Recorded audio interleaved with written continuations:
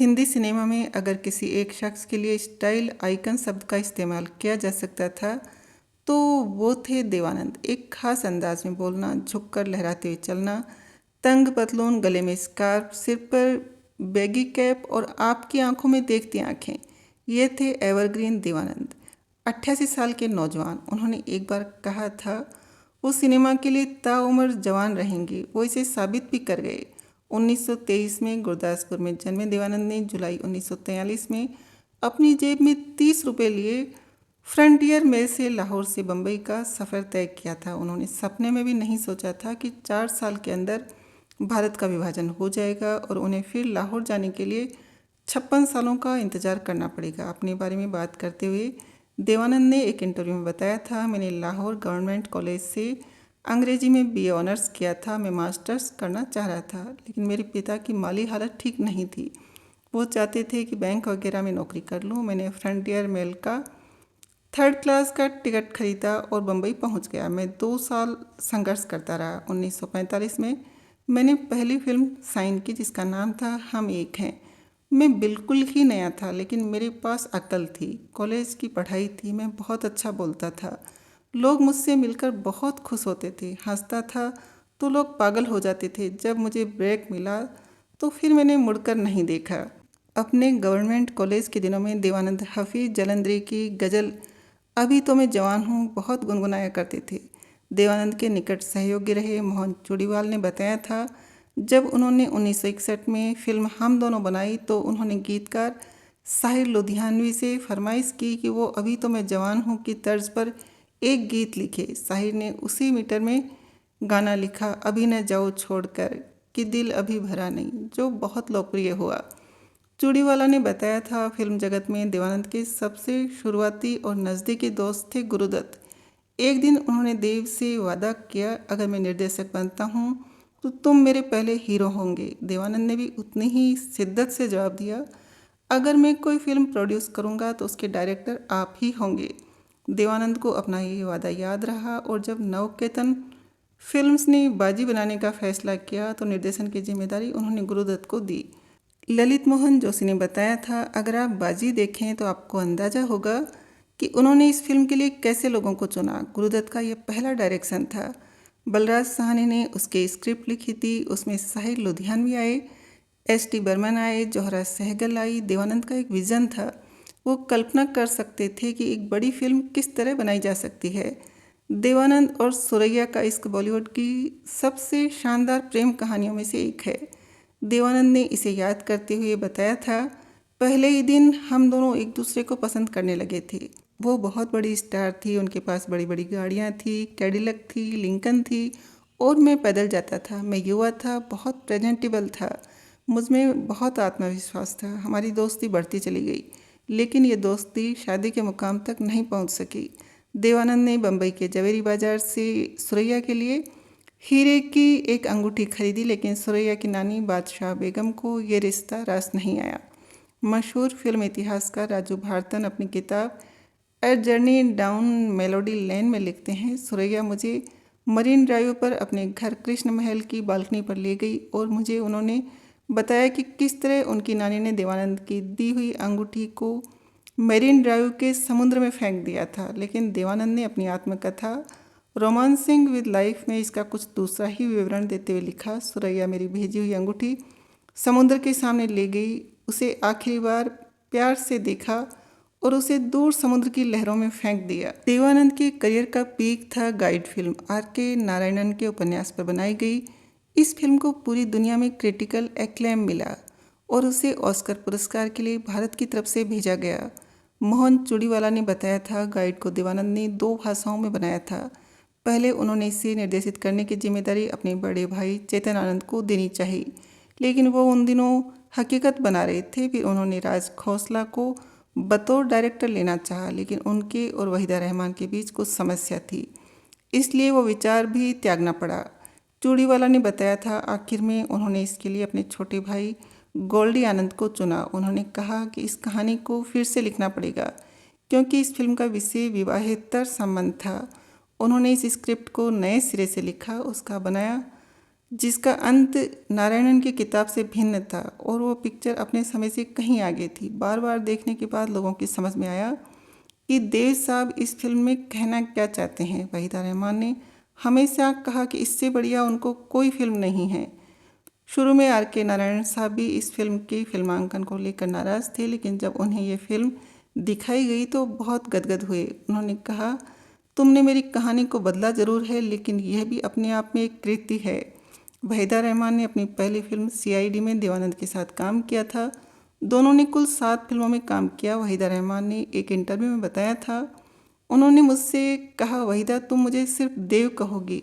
मैंने कहा, ऐसा कैसे हो सकता है, आप मुझसे बड़े हैं, इतने सीनियर हैं, इतने बड़े स्टार हैं। उन्होंने कहा, मैं अपनी लीडिंग लेडीज़ के साथ काम नहीं कर सकता अगर वो मुझे साहब मिस्टर आनंद कहकर पुकारे। लेकिन मेरी आदत थी कि जब भी मैं सेट पर जाती थी उन्हें गुड मॉर्निंग मिस्टर आनंद कहती थी।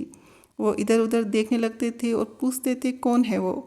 मैं कहती थी कि मैं आपसे बात कर रही हूँ। वो कहते थे कि मैं तो देव हूँ। कुछ दिनों बाद मुझे भी उन्हें देव कहने की आदत पड़ गई। देवानंद ने भारतीय फिल्म उद्योग को बेमिसाल टैलेंट दिए। शत्रुघ्न सिन्हा, जैकी श्रॉफ, टीना मुनीम, तब्बू और जिन्नत अमान सबको देवानंद ने ही इंट्रोड्यूस किया। ललित मोहन जोशी ने बताया था, इसके लिए जिम्मेदार था उनके अंदर प्रयोग करने और लीक से हटकर चलने का मादा। वो ड्रग्स पर एक फिल्म बनाना चाहते थे, हरे राम हरे कृष्णा। उसके लिए वो कभी लंदन जाते थे तो कभी नेपाल तो कभी दिल्ली। उनमें एक जिज्ञासा थी, वो अपने विषय पर अपना वक्त बहुत जाया करते थे। पहली बार उन्होंने जब जिन्नत को किसी पार्टी में देखा तो वो सिगरेट पी रही थी। जब देव साहब ने उन्हें जाकर हेलो कहा तो उन्होंने भी हेलो कहा और उन्हें सिगरेट ऑफर की। देव साहब ने बताया कि जब उन्होंने जिन्नत अमान को पहली बार देखा तभी उन्हें लग गया कि ये लड़की उनकी फिल्म में काम करेगी।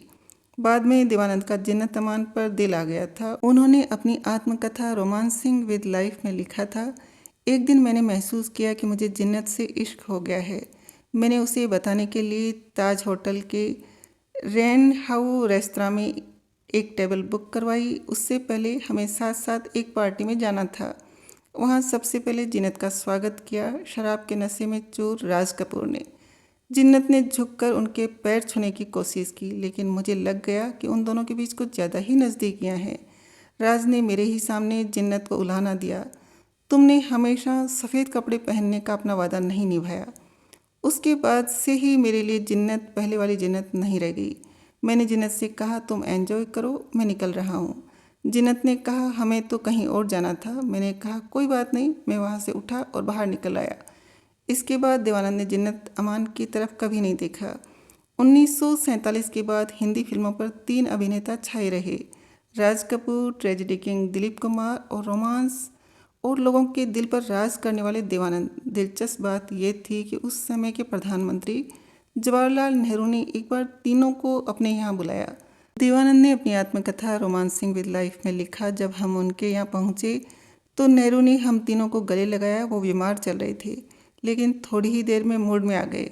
राज कपूर ने इसका फ़ायदा उठाते हुए सवाल दागा, पंडित जी, हमने सुना है आप जहाँ भी जाते थे औरतें आपके पीछे भागा करती थी। नेहरू ने अपनी मशहूर मुस्कान बिखेरते हुए कहा, मैं इतना लोकप्रिय नहीं था जितने तुम लोग हो। मैंने भी पूछ ही डाला। आपकी गजब मुस्कान ने लेडी माउंटबेटन का दिल जीत लिया था। क्या यह सही बात है? नेहरू का चेहरा लाल हो गया, लेकिन उन्होंने मेरे सवाल का आनंद उठाया और हंसते हुए कहा, अपने बारे में कही गई इन कहानियों को सुनकर मुझे मज़ा आता है। बीच में दिलीप बोले, लेकिन लेडी माउंटबेटन ने खुद स्वीकार किया था कि आप उनकी कमजोरी थे।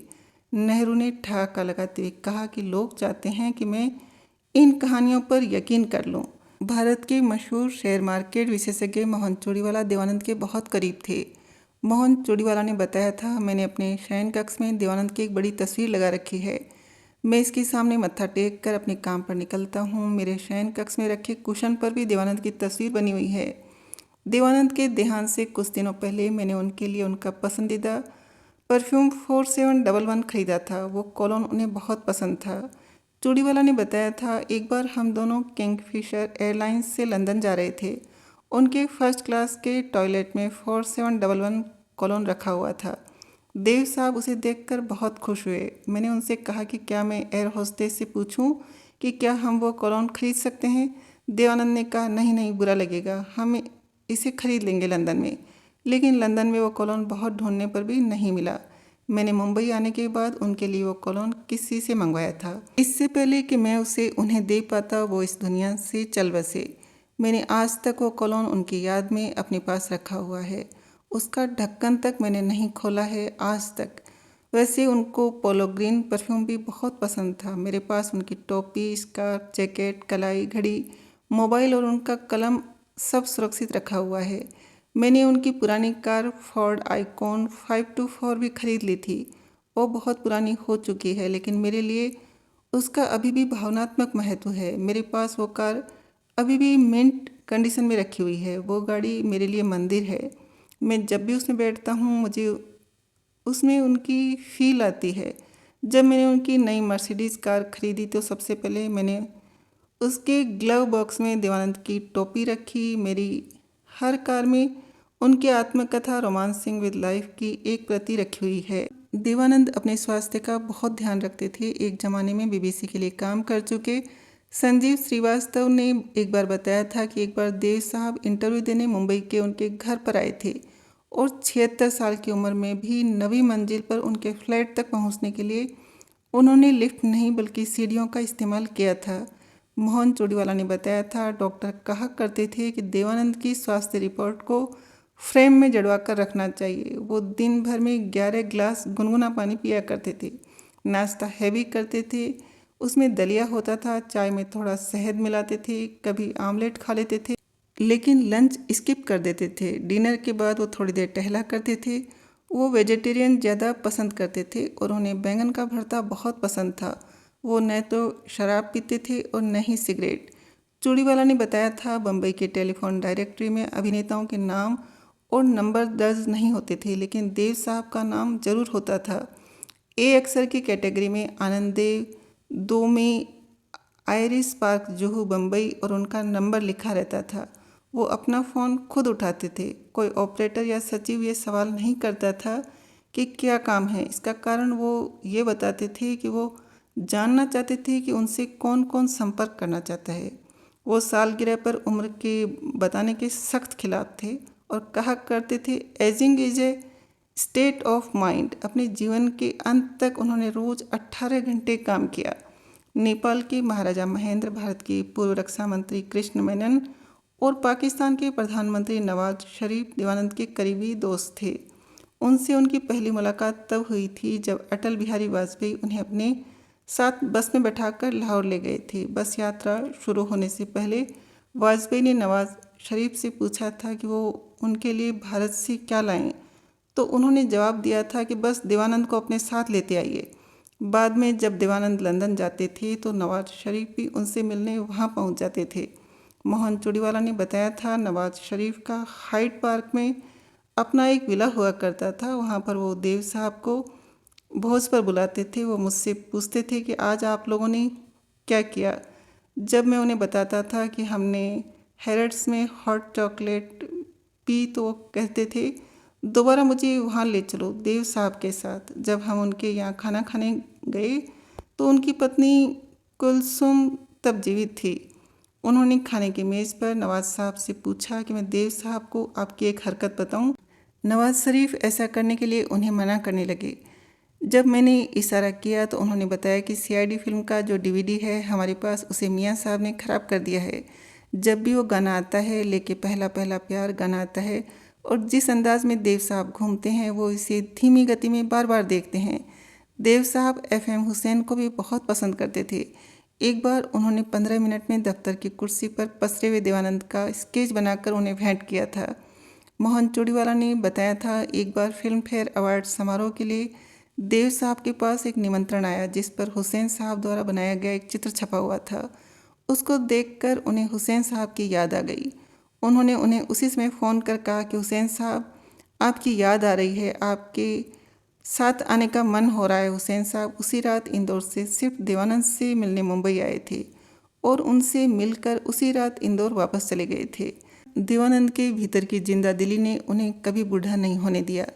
ललित मोहन जोशी ने बताया था, दिलीप कुमार, राज कपूर और देवानंद, ये तीनों अपने आप में अलग अलग शख्सियत थे। दिलीप कुमार के अभिनय में बड़ी गंभीरता थी, बड़ी गहराई थी। एक समय में एक ही फिल्म में काम करते थे। राज कपूर ने पहली बार भारतीय फिल्मों को अंतर्राष्ट्रीय स्तर दिया, पर घर घर में जो इंसान लोकप्रिय हुआ वो देवानंद था।